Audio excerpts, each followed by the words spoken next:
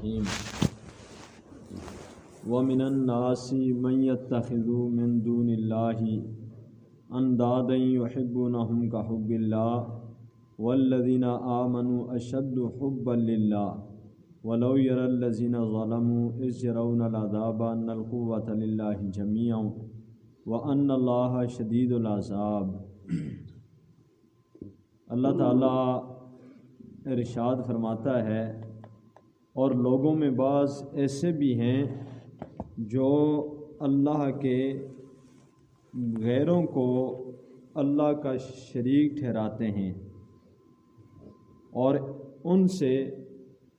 اللہ سے محبت جیسی محبت کرتے ہیں، اور جو لوگ ایمان والے ہیں وہ ہر ایک سے بڑھ کر اللہ سے محبت بہت ہی زیادہ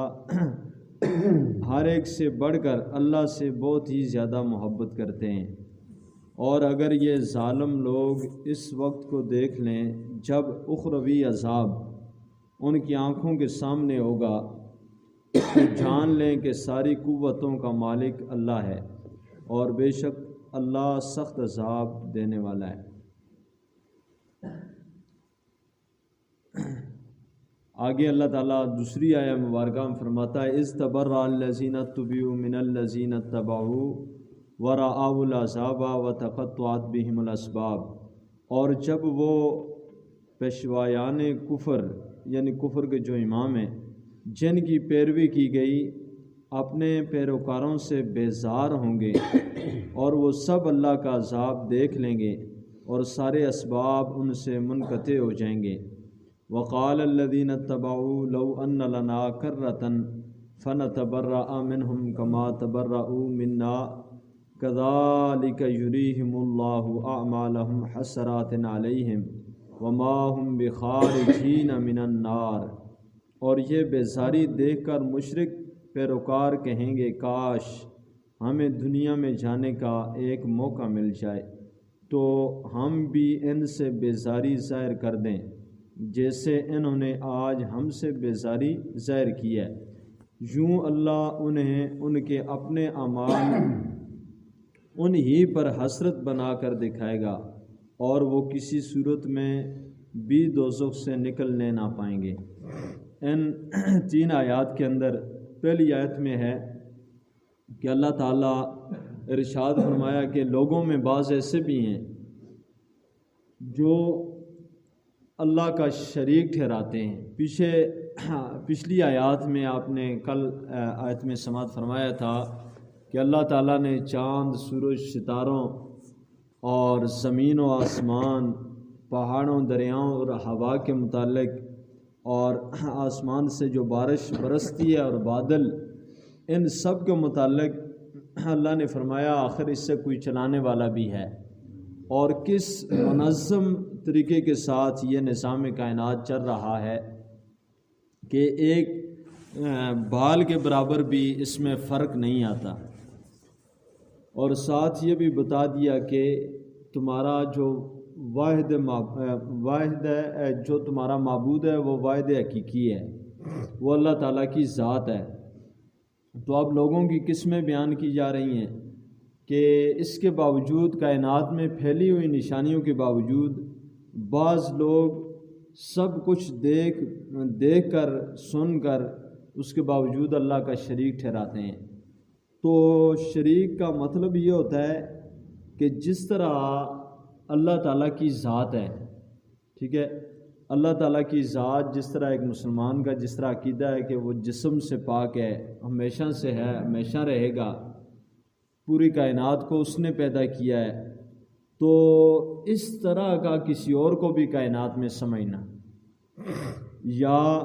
اللہ تعالیٰ کی صفات میں کسی کو، جس طرح اللہ تعالیٰ کی ایک صفت ہے سمیع، ایک صفت ہے بصیر، کہ وہ سننے والا ہے، بصیر دیکھنے والا ہے۔ تو اس میں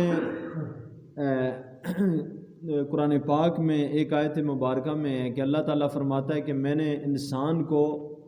دیکھنے والا سمیع اور بصیر بنایا ہے۔ اب وہاں بھی اللہ بھی سمیع و بصیر ہے، انسان بھی ہے، تو اللہ کی جو صفت ہوگی اللہ جو صفت دیکھنے کی جو صفت ہے اس کا مطلب یہ ہے کہ وہ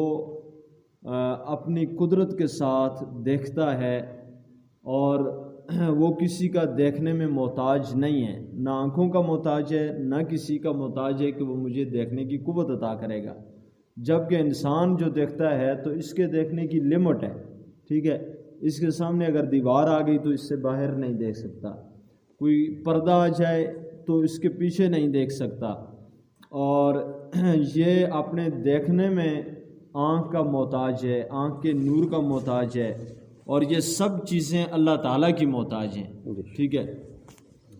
تو اس طرح کسی کو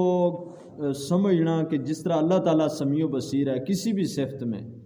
جس طرح اللہ تعالیٰ ہے رؤوف الرحیم، اور سرکار دو جہاں صلی اللہ علیہ وسلم کے متعلق بھی 11ویں سپارے میں اللہ نے فرمایا کہ رؤوف الرحیم ہے میرے نبی صلی اللہ علیہ وسلم، لقد جاءکم رسول من انفسکم عزیز علیہ ما عنتم حریص علیکم بالمؤمنین رؤوف الرحیم،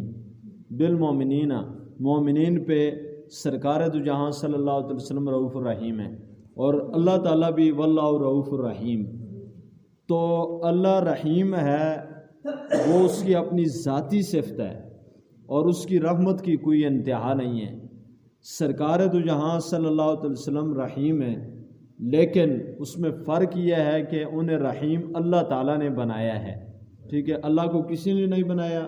سرکار دو جہاں صلی اللہ علیہ وسلم کو اللہ نے رحیم بنایا ہے، اور پھر نبی پاک صلی اللہ علیہ وسلم کی جو رحمت ہے اس کی انتہا کائنات میں کوئی مخلوق تو نہیں جانتی کہ اس کی انتہا کیا ہے، لیکن اللہ کے علم میں ہے کہ سرکار دو جہاں صلی اللہ علیہ وسلم کی رحمت کتنی ہے، ٹھیک ہے۔ تو لیکن جو اللہ تعالیٰ کی رحمت ہے اس کی کوئی انتہا نہیں ہے، ٹھیک ہے، اس کی کوئی لمٹ نہیں، کوئی انتہا نہیں ہے، اور اسی یعنی کائنات میں کسی کو اللہ کے بعض لوگ یہ سمجھتے ہیں کہ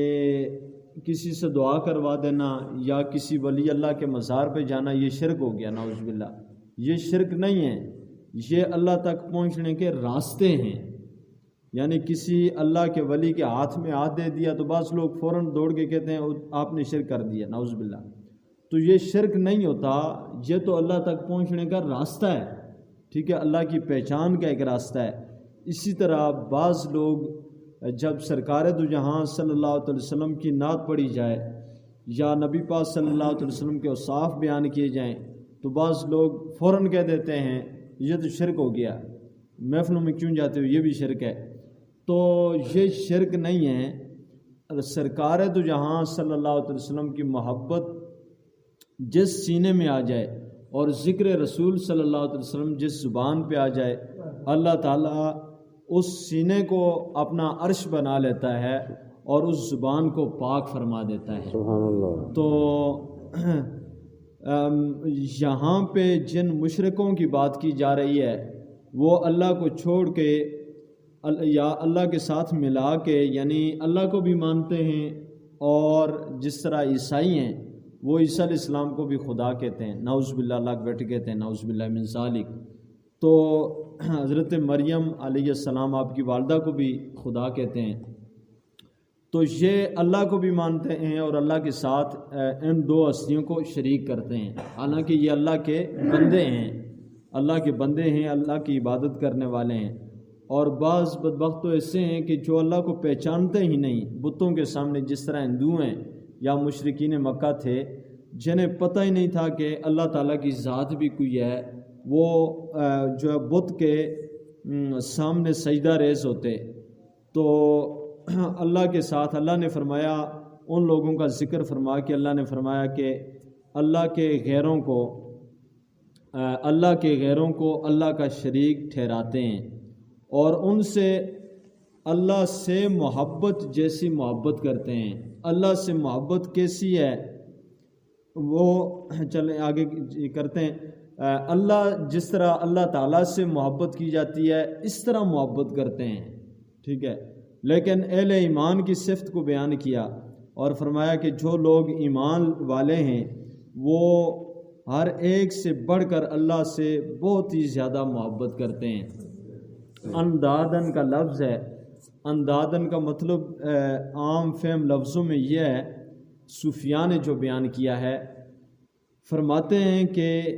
یہاں پہ جو لفظ ہے وہ قابل غور ہے کہ اللہ نے یہ نہیں فرمایا کہ اہل ایمان صرف اللہ سے محبت کرتے ہیں، بلکہ فرمایا کہ ہر ایک سے بڑھ کے اللہ سے محبت کرتے ہیں۔ یعنی محبت انسان کو اولاد سے بھی ہوتی ہے، ماں باپ سے بھی ہوتی ہے، اپنے استادوں سے بھی ہوتی ہے، اپنے پیر صاحب سے بھی ہوتی ہے، رشتہ داروں سے بھی ہوتی ہے،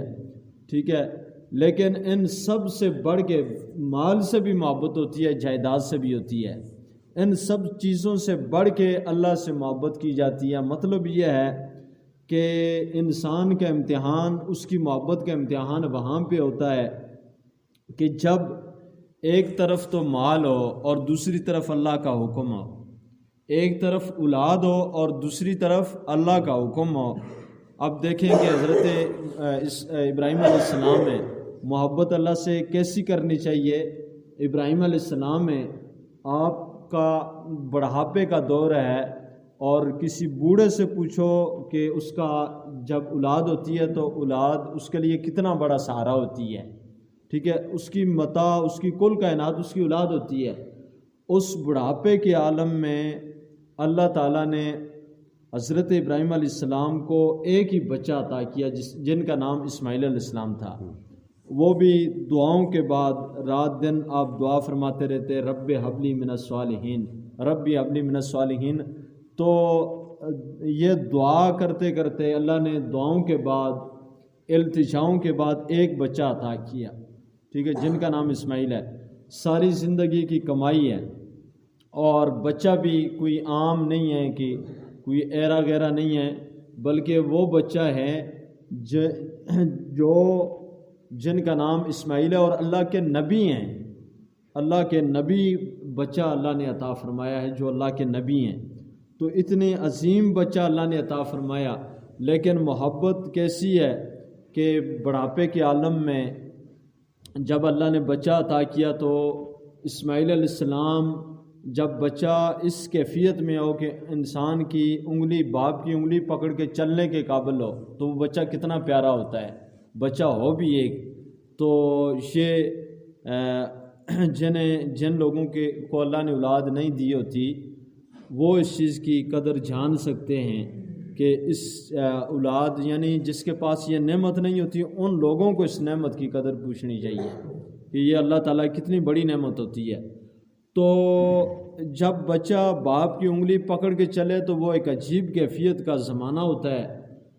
اس کیفیت میں جب حضرت اسماعیل علیہ السلام اس عمر میں پہنچے تو اللہ کا حکم آ گیا، اور اللہ تعالیٰ نے اسماعیل علیہ السلام کو فرمایا کہ آپ نے خواب سنا ہی ہے کہ آپ نے دیکھا کہ اسماعیل علیہ السلام کی آپ قربانی کر رہے ہیں، اور آپ نے خواب میں وہ منظر دیکھا ہو، یعنی اللہ کا حکم ہو رہا تھا۔ تو نبی کا خواب وہی ہوتا ہے۔ تو اب وہاں پہ اب دیکھیں کہ اس زمانے میں اللہ نے لوگوں کو پیسے بھی دیے ہیں، سب کچھ دیا، اس کے باوجود بہانے بنا کے مجھ پہ قرضہ ہے، یہ افنائیں، قربانی جانور کی نہیں کرتے۔ لیکن وہاں پہ اب بچے کی قربانی، اور بچہ بھی کوئی 10-12 بچے نہیں ہیں، ایک بچہ ہے، اور ہے بھی بڑھاپے کی عمر ہے، جوانی کی عمر بھی نہیں ہے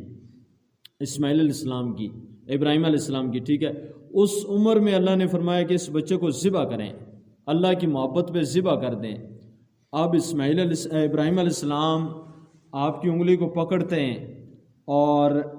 آپ نے حضرت حاجرہ سے فرمایا کہ انہیں تیار کریں، تیار کر کے سرما لگا کے نئے کپڑے پہنا کے آپ نے فرمایا کہ میں اپنے دوست سے ملنے جا رہا ہوں۔ تو آپ چل پڑے۔ اب شیطان نے جو ورگلایا، یہ ایک طویل واقعہ ہے، کافی لمبا واقعہ ہے۔ تو ابراہیم علیہ السلام جب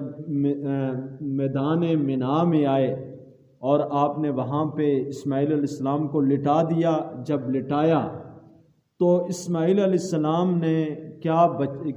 باپ تھے اور کیا بیٹے تھے۔ اسماعیل علیہ السلام نے کہا، ابا جی میں نے ایک عرض کرنی ہے، میری کچھ 2-3-4 باتیں ہیں، تو وہ باتیں ہیں انشاءاللہ کبھی بتائیں گے۔ تو ان میں ایک یہ بھی آپ نے کہا تھا کہ ابا جی آپ جب مجھے ذبح کرنے لگیں تو اپنی آنکھوں پہ پٹی باندھ لینا، کہیں ایسا نہ ہو کہ جب باپ بیٹا کی نظر ملے تو ہماری محبت جو ہے وہ درمیان میں قربانی کے درمیان میں آڑ نہ بن جائے. تو اس لیے آپ اپنی آنکھوں پہ پٹی باندھ لیں تاکہ آپ جو ہے بے فکر ہو کہ اللہ کی راہ میں مجھے قربان کر دیں. یہ وہ بچے ہیں جو ابھی انگلی پکڑ کے چلنے کے قابل ہوئے تھے. تو میدان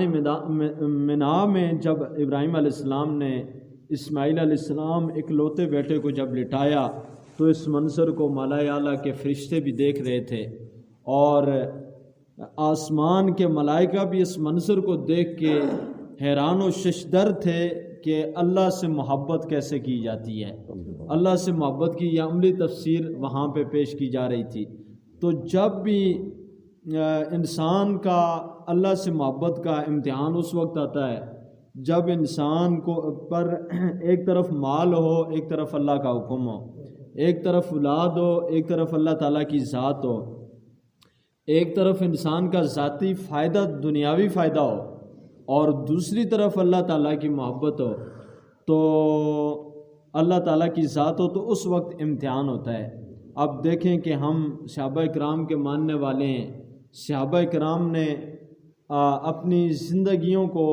جو ہے، باقی تو ہر چیز بعد کی ہے، انسان کی جان سب سے پہلے ہے. تو صحابہ کرام اللہ کی محبت میں جنگلوں میں، دریاؤں میں، سمندروں میں صحابہ کود گئے. وہ علیحدہ بات ہے کہ حضور کے نام پہ اللہ فتح و کامرانی عطا فرماتا رہا، لیکن وہ تو کر چکے جو انسان نے کرنا تھا. تو اس لیے ہمیں بھی اس سے یہی سبق ملتا ہے. صوفیاء یہی فرماتے ہیں کہ انسان کو جب بھی ایسا موقع آئے تو اس وقت ایسا ہوتا ہے کہ دیکھیں اب جب شادیاں ہوتی ہیں نا، شادیاں ایک مثال میں اپنے ایک معاشرے کی دے رہا ہوں. جب شادی ہوتی ہے تو ایک طرف ہماری خوشی ہوتی ہے اور دوسری طرف اللہ تعالیٰ کا حکم ہوتا ہے گانا باجا یہ سلسلہ نہیں کرنا. اب وہاں پہ محبت الہی کا پتہ چلتا ہے کہ انسان اللہ سے محبت اور اس کے رسول سے محبت کتنی کرتا ہے. ٹھیک ہے، تو سارا امتحان سامنے آ جاتا ہے، سب سامنے آ جاتا ہے کہ یہ بندہ کتنی اللہ سے محبت کرتا ہے اور کتنی اللہ کے یہ قریب ہے. تو اس لیے کائنات میں اہل ایمان کی یہ نشانی اللہ نے بیان فرمائی کہ وہ اللہ سے سب سے زیادہ محبت کرتے ہیں. اور محبت الہی کی بھی عجیب چیز ہے. دراصل جس دل میں یہ چیز گزری نہیں وہ اس کیفیت سے واقف نہیں ہے. بات یہ ہے کہ حضرت ابراہیم علیہ السلامی کا واقعہ میرے ذہن میں آ گیا کہ آپ جو ہے آپ علیہ السلام کو اللہ نے بہت ساری بکریاں عطا فرمائی تھیں اور جنگل بھرے ہوئے تھے آپ کی بکریوں سے. تو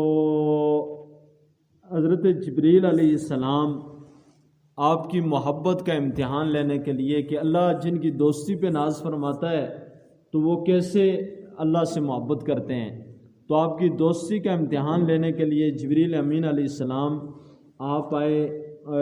اور آپ نے چھپ کے یہ تسبیح پڑھی جس کو تسبیح تراویح کہتے ہیں. جو تراویح کے بعد ہم 4 تراویحوں کے بعد جو تسبیح سبحان ذی الملک والملکوت یہ پڑھتے ہیں نا، تو یہ تسبیح چھپ کے پڑھی تو ابراہیم علیہ السلام پہ وجد طاری ہو گیا، کیونکہ اس میں اللہ کی ثنائی ایسی بیان ہوئی ہے سبحان ذی الملک والملکوت، سبحان ذی العزت والعظمت والہیبت والقدرہ والکبریاء والجبروت. تو یہ اللہ کی عظمت کو یہاں پہ اس کی ثنا کو بیان کیا گیا ہے. تو اس وقت ابراہیم علیہ السلام پہ وجد جب طاری ہوا تو ابراہیم علیہ السلام نے فرمایا کہ اے شخص تو نے تو ایک کیفیت طاری کر دی ہے، میں یہ چاہتا ہوں کہ یہ تسبیح تو دوبارہ بیان کرے. تو اس نے کہا ایسا نہیں ہوگا، اب ایک دفعہ فری میں مل گئی ہے، اب دوبارہ ایسا ہوگا کہ آپ نے آدھا مال مجھے دینا ہے. تو سامنے آگے انسانی صورت میں تو آدھا مال مجھے دیں گے تو اس کے بعد میں جو ہے یہ تسبیح بیان کروں گا. تو ابراہیم علیہ السلام نے فرمایا ٹھیک ہے، میں آدھا مال بکریوں کے جو جنگل بھرے ہوئے تھے تو آدھا مال میں تمہیں دیتا ہوں. تو اس نے پھر پڑھی تو ابراہیم علیہ السلام پہ پہلے سے زیادہ وجد آ گیا. تو آپ نے فرمایا کہ پھر پڑھ، تو اس نے کہا اور مال دینا پڑے گا، آدھا اور دینا پڑے گا، تو آپ نے فرمایا ٹھیک ہے۔ جب تیسری باری آئی تو آپ نے فرمایا سارا مال لے لے، اب جو پیچھے بچا تھا سارا تو لے لے، اور ایک مرتبہ پھر مجھے میرے رب کی شان سنا دے۔ سبحان اللہ، تو یہ محبت کی کیفیت ہوتی ہے۔ تو انہوں نے پھر پڑھی، تو اب انہوں نے سارا مال دیا، تو وہ اپنی اصلی صورت میں سامنے آئے اور عرض کی کہ اللہ تعالیٰ آپ کی دوستی پہ ناز فرماتا ہے، وَاتَّخَذَ اللَّهُ إِبْرَاهِيمَ خَلِيلًا۔ تو میں نے عرض کی کہ پروردگار یہ کیسی محبت ہے ان کی، تو اللہ نے مجھے پھر آزمانے کے لیے بھیجا کہ میں آپ کی محبت کو دیکھ سکوں کہ آپ اللہ سے کتنی محبت کرتے ہیں۔ تو سارا مال جو ہے اللہ کے نام پہ دے دیا، صرف اللہ کی ثنا سننے کے لیے۔ تو یہ محبت الہی ہے۔ تو جس دل میں محبت الہی ہوگی اور جس قلب میں محبت الہی ہوگی، اللہ تعالیٰ نے ان دلوں کو چن لیا، اور انسان کو پیدا ہی اسی لیے کیا ہے۔ تو کیا شان ہے ان لوگوں کی بروز قیامت۔ 50,000 سال دنیا جو بنی ہے حضرت آدم علیہ السلام سے لے کے آج تک، جو یہ آپ یہ سمجھ لیں کہ یہ میدان محشر کا جو عرصہ دراز ہوگا، 50,000 سال کہنا آسان ہے۔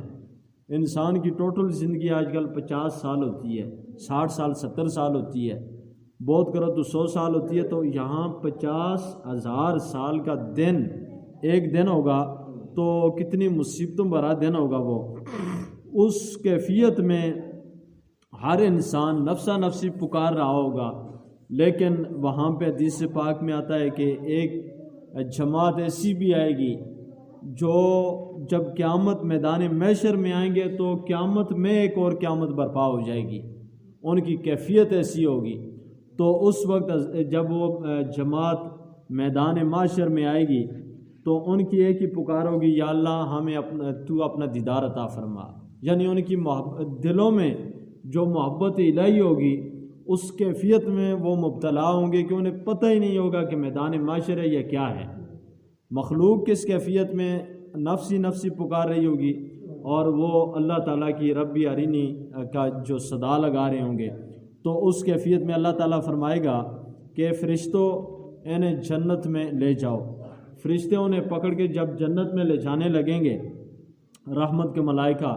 تو وہ کہیں گے یا اللہ ہم تو ہمیں جنت نہیں چاہیے، ہم جنت میں نہیں جانا چاہتے، ہمیں تو اپنا دیدار عطا فرما، ہمیں بس تیرا دیدار چاہیے۔ تو اللہ تعالیٰ فرمائے گا کہ فرشتوں اب یہ ایسے تو نہیں جاتے، اب ایسا کرو کہ انہیں نور کی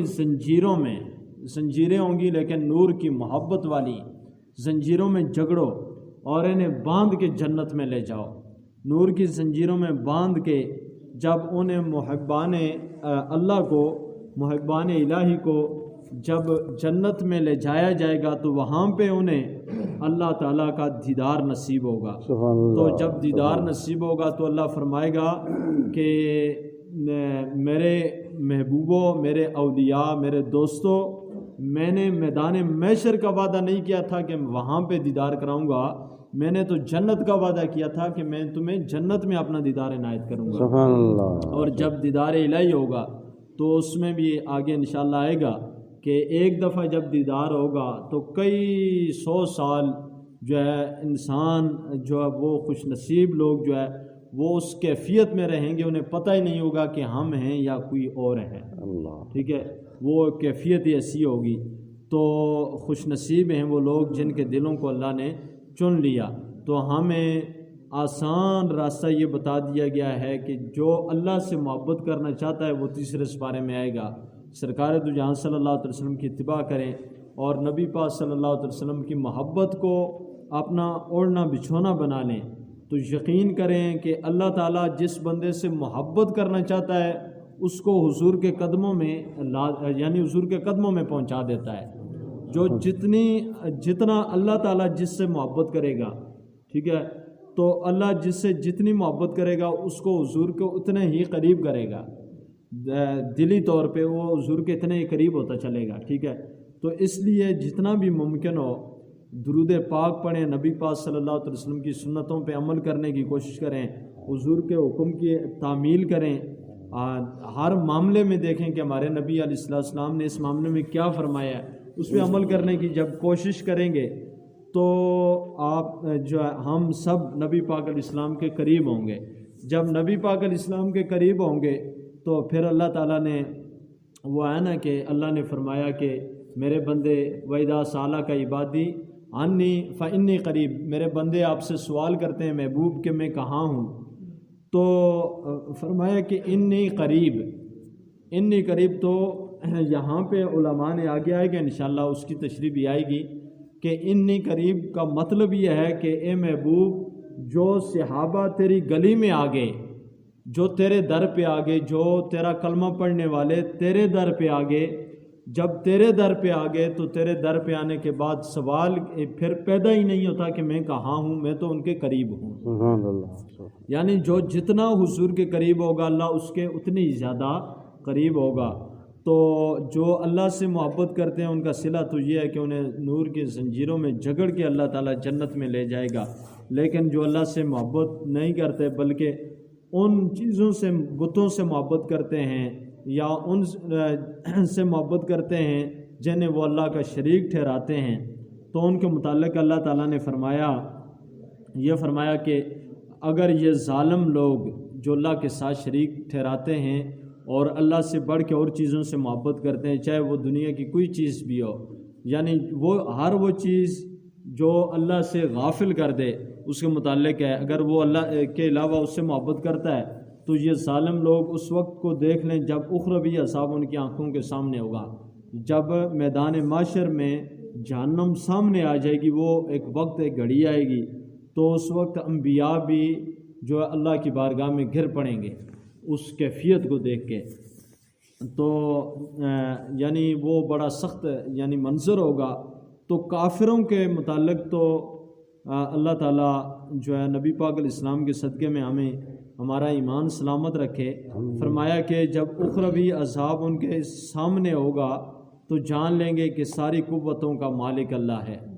کوئی بھی کائنات میں نہیں ہے، صرف اللہ تعالیٰ کی ذات ہے، اور بے شک اللہ سخت عذاب دینے والا ہے۔ اور آگے فرمایا اور جب وہ پیشوایان کفر جن کی پیروی کی گئی دنیا میں، جس کو بھی انہوں نے جس طرح مشرکین مکہ نے ابو جہل کی، ٹھیک ہے نا، تو پیشوایان کفر کی جن کی پیروی کی گئی اپنے پیروکاروں سے بیزار ہوں گے۔ وہاں پہ تھوڑی سی یہاں پہ تفصیل ہے کہ میدان معاشر میں جب کافروں کے گروپ آئیں گے تو وہاں پہ اللہ تعالیٰ کافروں سے پوچھے گا کہ تم نے یہ کام کیوں کیے، میرے نبیوں کا انکار کیوں کیا؟ تو عام جو لوگ ہوں گے کافر وہ کہیں گے کہ یا اللہ، بڑے کافروں کا نام لیں گے، فرعون کا جس طرح ہو گیا یا نمرود کا، جو جس کا ماننے والا ہے، ٹھیک ہے، تو کہیں گے کہ ہمیں انہوں نے گمراہ کیا ہے۔ تو جب ان کا نام لیں گے تو وہ جو بڑے ہوں گے ان کے، وہ کہیں گے یا اللہ ہمیں تو ان کا کچھ نہیں پتہ، یہ اپنے معاملات کے خود ذمہ دار ہیں، تو وہ وہاں پہ بیزار ہوں گے۔ اب جو چھوٹے کافر ان کی اتباع میں انبیاء کو نہ ماننے والے لوگ ہوں گے نعوذ باللہ، تو وہ کہیں گے کہ ہم نے کتنا غلط کام کیا کہ ان بدبختوں کی وجہ سے ہم نے انبیاء کی دعوت کو ٹھکرا دیا اور کلمہ نہیں پڑھا۔ تو اس چیز کو اللہ نے یہاں پہ بیان فرمایا کہ پیروکاروں سے بیزاریوں اور وہ سب اللہ کا عذاب دیکھ لیں گے، ٹھیک ہے، جب وہ پیشوایان کفر جن کی پیروی کی گئی اپنے پیروکاروں سے بیزار ہوں گے اور وہ سب اللہ کا عذاب دیکھ لیں گے، اور سارے اسباب بھی اس وقت منقطع ہو جائیں گے، اور یہ بیزاری دیکھ کر مشرک پیروکار کہیں گے، جب وہ دیکھیں گے سردار تو ہمیں پوچھ ہی نہیں رہے، سب کہہ رہے ہیں کہ ان بدبختوں نے اپنے کام خود ہی کیے ہیں، تو اس وقت جو ان کی پیروی کرنے والے ہیں وہ کہیں گے کاش ہمیں دنیا میں جانے کا ایک اور موقع مل جائے تو ہم بھی ان سے بیزاری ظاہر کر دیں، لیکن اب جو ہے پانی سر سے گزر جائے گا۔ تو بس ہر وقت دعا یہی کرنی چاہیے کہ اللہ تعالیٰ سرکار دو جہاں صلی اللہ علیہ وسلم کے صدقے میں ہمارے ایمان کو سلامت فرمائے،